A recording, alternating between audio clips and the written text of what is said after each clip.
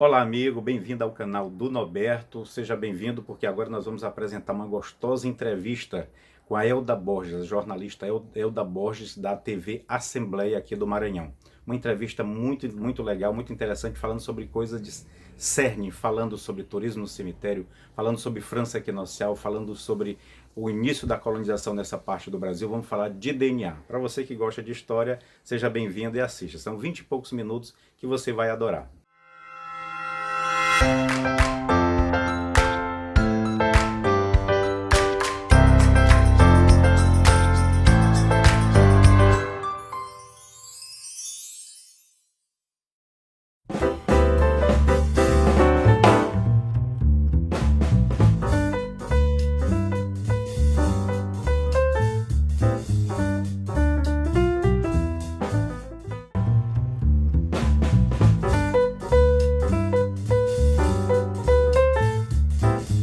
Olá, bom dia. Ele é formado em turismo, estudou história, é inspetor da Polícia Rodoviária Federal, mas hoje aqui ele é escritor, um escritor que já lançou seu terceiro livro. Quem vai tomar café comigo nessa manhã é Antônio Noberto. Bom dia. Bom dia, Elda. Bom dia a todos. Seja muito bem-vindo. Muito obrigado. Para a gente tomar café e conversar sobre essa multiplicidade de funções que você vai exercendo assim ao longo do dia, porque elas vão correndo paralelo, né? Paralelo, correndo paralelo. E eu estou de volta aqui, né? Que eu já vim antes. Pois é, você vem como inspetor, acho que já veio como inspetor, como inspetor, né? E agora escritor. Agora vem como escritor. Aqui você é escritor. Paulo Antônio Noberto. Pronto. Que lançou no final do ano França Equinocial. É isso. Esse aqui é o livro mais novo. Isso. Ele, na verdade, é um relançamento. A gente fez uma nova roupagem para ele e lançou de novo porque tinha muita demanda, muita gente me procurando. Eu estava sem ele no mercado. Então, a gente relançou agora no fim de 2018. Ai, que maravilha, quando procura assim, que você não tem mais, que tem que fazer um relançamento, dar uma revisada em tudo que foi divulgado, né? Vamos dizer, atualiza tudo. Você é apaixonado por esse tipo de pesquisa, vamos dizer assim, sobre que a gente sabe, que todo mundo sabe que São Luís foi fundada pelos franceses, mas a gente não conhece exatamente essa história. Você sempre foi apaixonado por isso? Sim, é porque essa história é belíssima, né? Os grandes escritores do Maranhão sempre defenderam a Fundação Francesa, a exemplo de Rubem Almeida, a exemplo de Mário Meirelles, Jerônimo de Viveiros e uma série de outros grandes escritores. E é uma história que ficou assim um pouco guardada no baú de uns anos para cá. Depois da morte de Mário Meirelles, deu uma caída assim na questão da Fundação Francesa, algumas críticas vindo de um lado e do outro, e a gente sempre estudando, sabendo que isso é um tesouro para o Maranhão, é um tesouro para São Luís, uma forma da gente gerar emprego e renda. Então, por isso que eu me debrucei, não só no período fundacional, como desde antes, desde 2500. Uma forma de gerar emprego e renda, como? Isso, inclusive o meu primeiro livro, a influência francesa em São Luís, que eu publiquei em 2004, 2005, 2004. E o título é A Influência Francesa em São Luís, uma oportunidade de segmentação do mercado turístico local. A gente tem condição, a partir do nome do rei da França, que é a nossa cidade, que a gente carrega nos ombros essa responsabilidade. É verdade. Responsabilidade de ser súdito de Luís XIII. Por isso que nós somos ludovicenses, que pouca gente sabe qual é a origem. Sim. Né? Ludovicense vem de... Quando a gente pensa assim, nós somos de São Luís, porque a gente é Ludovicense. Ludovicense vem de Ludovico. Quem é Ludovico? Luís, o rei da França em latim. Em latim, Luís é Ludovico. Nós somos chiques até no até nome, nisso, né? Até nisso. Como os recifenses são mauricianos, por conta de Maurício de Nassau. Mas a gente não chama eles nesse, por exemplo. O nosso é oficialmente ludovicense. Ludovicense, né? Lá também é oficialmente. É? Recifense ou mauriciano. Mas tem um recifense na frente, nós não temos, nós estamos na frente de qualquer jeito. Nós somos ludovicenses. Quem nasce em São Luís é ludovicense, não tem outro nome para isso, né? Essa história, por que ela te despertou se todo mundo é de São Luís, se todo mundo é ludovicense, por que ela te despertou essa coisa assim, mais, eu vou estudar sobre isso, eu gostei disso, eu acho essa história bonita? Eu acho que já veio no DNA, quando eu nasci, eu acho que já veio. Você já veio bem ludovicense desde mesmo. Sempre. Você é ludovicense? Não, eu não nasci aqui, eu sou ludovicense que recebi o título de cidadão, né? Sim. Recebi o título de cidadão, mas não... Porque seu DNA é mesmo. Eu acho que que já veio porque desde sempre eu tenho uma fascinação, eu estudo a língua francesa desde sempre. A minha língua estrangeira é o francês, o inglês a gente enrola, né? O The Books on the Table, parler français, para mim, é a língua mais importante. The Books on the Table e gosto também das línguas ditas mortas, latim? A exemplo do latim e do tupi. É mesmo? Sou fascinado pelo tupi e pelo latim.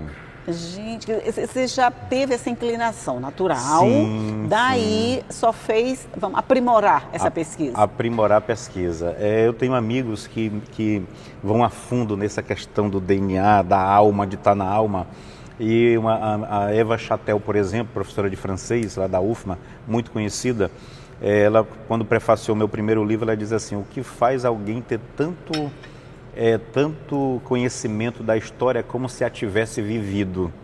E eu tenho um escritor francês também chamado Jean-Yves Ludo, que ele é um dos grandes escritores do mundo, um dos maiores etnólogos do mundo, e ele diz assim: seria Norberto um avatar de Daniel de Latouche? Será? Pois é, ele coloca isso lá, evidentemente que é uma cortesia dele. Sim, né? sim. Mas a gente, assim, acaba sendo agraciado por esse reconhecimento. É um reconhecimento internacional, que o livro foi lançado fora do Brasil e no Brasil também. Mas você se sente assim, como alguém pertencente a essa história? Alguém que carrega mesmo do DNA o peso? Eu não diria nem o peso, porque não chega a ser peso, não, né? Mas o fascínio dessa história. É fantástico. Para mim, essa história é minha. Para mim, essa história é minha. Quando eu chego em Lisboa, quando eu vou à Europa, que eu estou em Lisboa, eu gosto. Mas quando eu estou em Paris, eu amo. Não, então nesse caso eu também sou bem parisiense. Eu sou parisiense, porque quando eu estou em Paris eu adoro.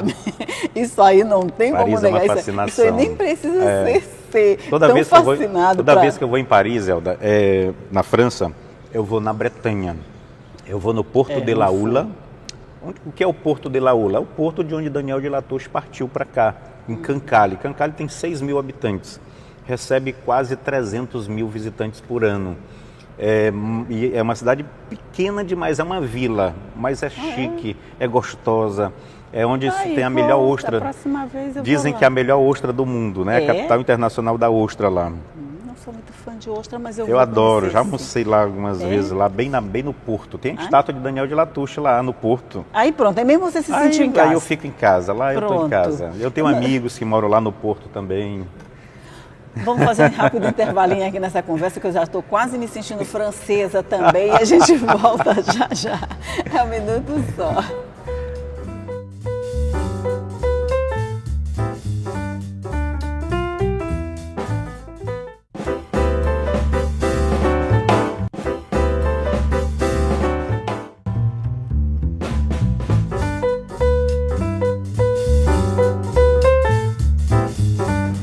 Já estamos de volta para continuar nosso papo aqui sobre esse nosso DNA francês e mais especialmente o de Norberto, que é mais francês do que de todos os ludovicenses. Nessa história toda, nessa pesquisa que você faz para escrever esses livros, tem algum ponto assim que mais te fascina? Dizer, isso aqui é o que eu gosto mais? Tem, eu gosto de tudo, né? Eu gosto de tudo nessa história. Nessa história eu gosto de tudo. Porque é uma história bonita, é uma história que valoriza os maranhenses, é uma história em que o maranhense não era dizimado, ele era prestigiado, e isso foi amplamente divulgado lá em Paris. Os índios iam daqui para Paris e para outras regiões da França, e os franceses que vinham para cá já tinham uma parceria histórica de décadas, talvez até de séculos.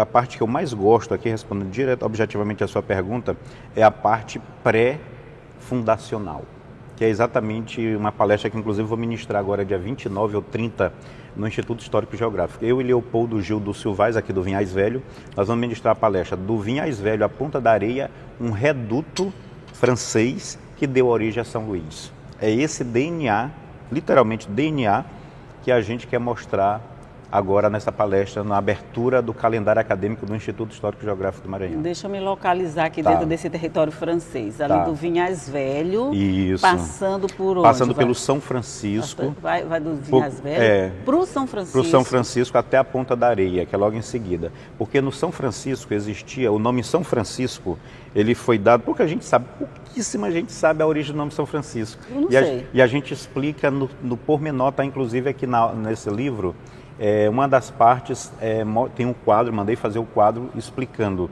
e tem um texto explicando. No Vinhais Velho é uma das aldeias mais antigas, é um dos lugares mais antigos, não de São Luís, não do Maranhão, mas dessa parte norte do Brasil.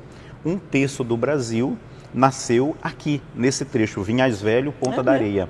Existia a parte meridional, lá no sul do Brasil, coisinha pequenininha. O Brasil, na virada dos 1500 para os 1600, tinha apenas 30 mil habitantes, Meu Deus.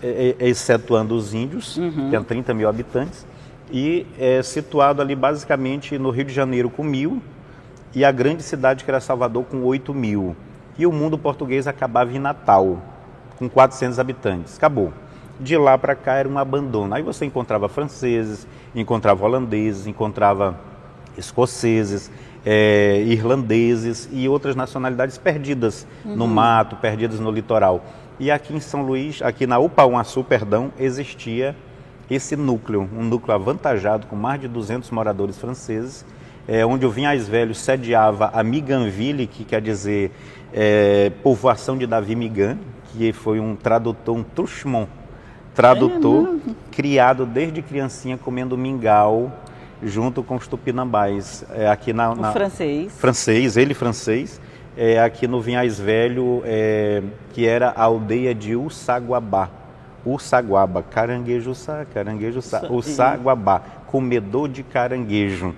Potiguar, Guabá. Eu até defendo com o Leopoldo, vou continuar defendendo, que quem nasce lá deveria ser chamado de Ussaguá, comedor de caranguejo. Como é o Potiguar, comedor de camarão. Poti, camarão, guá água. Mas é porque ali no Vinhais Velho agora não tem mais essa história de caranguejo? Ainda tem, só que é uma tradição secular, né? Desde de sempre que tem as aldeias ali, com 400 habitantes na época. Era uma aldeia muito cheia e tinha a proteção dos franceses. Os franceses davam e recebiam a proteção. E esse núcleo, até a Ponta da Areia, era protegido pelo forte, o Forte do Sardinha, onde a Rua das Paparaúbas, no São Francisco. A Rua das Paparaúbas, ela começa como a Genovieira, lá perto da Ilhinha. Aí ela vem para o asilo de mendicidade, para o outro lado, né? Para o lado do Jaracati. Porque o São Francisco era uma ilha. Só os mais antigos, alguns deles é que lembram. Estou encantada com essa história. Né? Tá tudo no livro, né? O livro está lá na meia à disposição. Estou encantada com essa história, assim. E foi daí, a partir daí, que se formou São Luís. Isso, esse núcleo era protegido pelo Forte Sardinha. O forte evitava que algum outro tomasse a feitoria na Ponta da Areia. O que é feitoria? Local de trocas comerciais.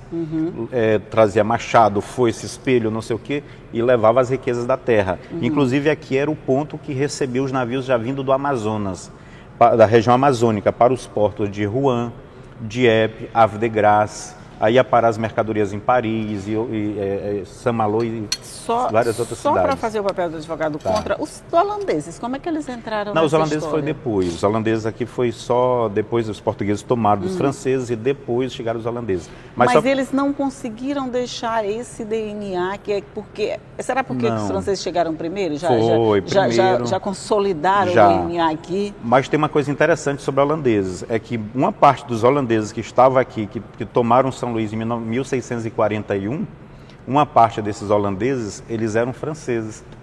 De Daniel de Latouche, holandeses de Daniel de Latouche, franceses de Daniel de Latouche, que ficaram 3 séculos, 2 séculos, 2 décadas e um quebradinho em stand-by e voltaram para tomar São Luís junto com os holandeses. Inclusive veio uma ordem do rei de Espanha, Filipe III, dizendo: não é para ser derramado sangue francês no Maranhão. Não foi, né? Não foi. Sobre os holandeses, a gente pode falar um bocado de coisa interessante que a gente só sabe o mal. Mas não é sua paixão. Sua paixão é o francês. Não, mas os holandeses, o estrangeiro, ele fez o bem para o Brasil e o brasileiro nunca acordou para isso. Né? O conhecimento que trouxe por exemplo, entre holandês e português e francês, a gente pode dizer que a gente herdou mais francês e português do que holandês. A gente não ficou com quase nada dos holandeses, né? É porque os holandeses foi muito breve, né? Muito pequena. Foi muito breve, assim, eles não plantaram a semente. Quem plantou a semente foram os franceses. E depois os portugueses continuaram. Por isso que a gente não pode dizer que São Luís não foi fundada pelos franceses, porque eles começaram, implantaram, fizeram nascer e nunca teve quebra, sempre foi continuado. Entendeu? Diferentemente dos portugueses, que já tinha uma povoação aqui nos 1536, quando a expedição de Ares da Cunha naufragou. Teve uma povoação que ninguém sabe o local certo. Uns dizem que era em Alcântara, outros dizem que era pro lado do Bacanga, não sei o quê, mas houve uma quebra. E os franceses não, houve a continuidade. Eu queria só finalizar sobre o Forte São Francisco, Forte Sardinha. Dava proteção ao Vinhais Velho pela entrada pelo rio Cutim ou Maioba, que é o Anil. O Anil era Cutim ou Maioba, o nome dele. Então ele protegia a entrada da ilha para ir para o Vinhais Velho e protegia o comércio na feitoria ali na Ponta da Areia. Então esse forte foi muito importante. Quando os portugueses tomaram, colocaram o nome de Forte do São Francisco. Por isso que deu nome ao bairro. Ao bairro. Tá. Então podia ser o bairro Sardinha também, né? Sardinha. Podia ser Sardinha também. Mas de novo a gente vai fazer um rápido intervalinho aqui, mas a gente volta para continuar esse papo gostoso sobre essa história francesa na história de São Luís. Um minutinho só, a gente volta já já.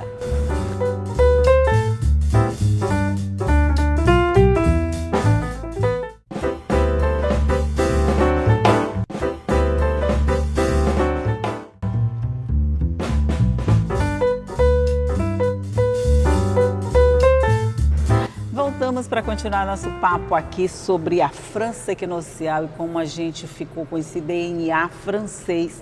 Mas só para fazer um parêntese nessa história nossa aqui, que a gente está falando de França, de Holanda, de Portugal, e você nem é formado em história, né? Você é formado em turismo. Isso. Eu fiz história, mas não concluí. Fez história, se apaixonou pela história, né? Sim. Mas eu lembro que eu já te conheci há um tempo atrás. Tem uma outra coisa, uma outra vertente também sua que é bem, vamos dizer, bem expressiva. O turismo nos cemitérios, eu acho que é uma coisa que te tornou conhecido também. Verdade. Essas coisas assim meio inusitadas te despertam essa atenção? Sim, eu gosto muito. Inusitado assim, muito inusitado como turismo no cemitério, como coisas mais simples. Hoje a mídia no Maranhão quase toda já chama correto Campo de Peris. Porque chamava Campo de Perizes, que é uma aberração, rasgar a gramática, o vernáculo. Pois foi um texto meu que divulguei bastante e começou... porque como tinha dois, né, Peris de baixo, Peris de cima, a gente juntava tudo, botava tudo lá no campo. Perizes, o animal que é perdiz, plural perdizes. Uhum. Mas o perizes, na verdade, ele é o piri, que é o capim, o junco, que forma o campo, que forma a baixada, que forma piripiri, pouca gente sabe no Piauí. Disso pouca gente sabe. Piricumã, pirimirim, perimirim, tudo isso vem do capim, do junco. Aí no tupi você faz o plural repetindo. Então piripiri no Piauí é muito junco. Piripiri é o plural de piri. É o plural de piri. Não é perizes, nem peris, nada disso. Aportuguesando fica peri. Porque o original no tupi é piri. Piri. Então a gente ficou com peri. Peri, tá. isso. Mas não vale perizes, não. Não, porque você peri, no caso. É o plural, né? Então em português fica peris. Então hoje as pessoas chamam corretamente por causa de um trabalho que a gente fez durante... Nem todos, muita gente chama Campo de Perizes. Muito, ainda tem muito. Isso vai ser algo lá para frente que vai realmente. Bem lá para frente. Mas das coisas exóticas. Sim, voltando às nossas... Isso, ao turismo. A mesma coisa aqui nesse texto, nesse livro você encontra o texto Araçagi, o cajueiro do papagaio. A origem do termo Araçagi é cajueiro do papagaio, é ará mais caju. Arara, papagaio, mais caju, cajueiro do papagaio. É a origem do termo Araçagi, que é a mesma origem da capital de Sergipe, Aracaju, cajueiro do papagaio. Está aqui no livro explicando detalhe, inclusive colocando durante os séculos como é que foi mudando. Araçagi. Mais turismo no cemitério. Voltando para o turismo no cemitério, eu quero saber como é que ele se encaixa na tua vida. Por que a gente faz esse tipo de coisa? Essa coisa de louco. Sim, o mundo é feito pelos loucos. O certinho... Que são os mais felizes, né? Sim, o louco é que vai atrás, é que corre, que morre, se entrega por uma causa. A pessoa certinha, às vezes, ela só consome o que o louco produz. O que é a Torre Eiffel? O que é a Torre Eiffel, lá em Paris? Eu vou até esquentar o nosso café, que ele já esfriou com tanta conversa. Com tanta conversa. O que é a Torre Eiffel? A Torre Eiffel é uma homenagem à independência dos Estados Unidos e tal, né? Um século depois e tal. Mas foi feita por um cara, Gustave Eiffel, o cara que fez, por isso o nome é Eiffel, Eiffel. O Gustavo que fez, ele foi altamente criticado, todo mundo dizendo, rapaz, isso não vai dar certo, investir milhões num negócio desse sem futuro. Hoje é o monumento mais visitado do mundo.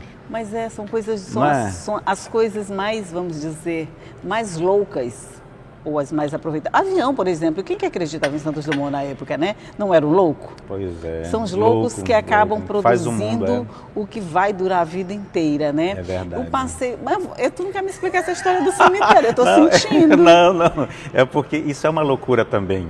Poxa, é uma loucura. É uma loucura. Tanto lugar para você passear, você escolhe. Tanto lugar na praia. Eu tinha um colega, Helder, um colega de serviço que ele dizia, Norberto, tanta garota bonita em Copacabana, Ipanema, tu vai pro Rio de Janeiro para ir no cemitério.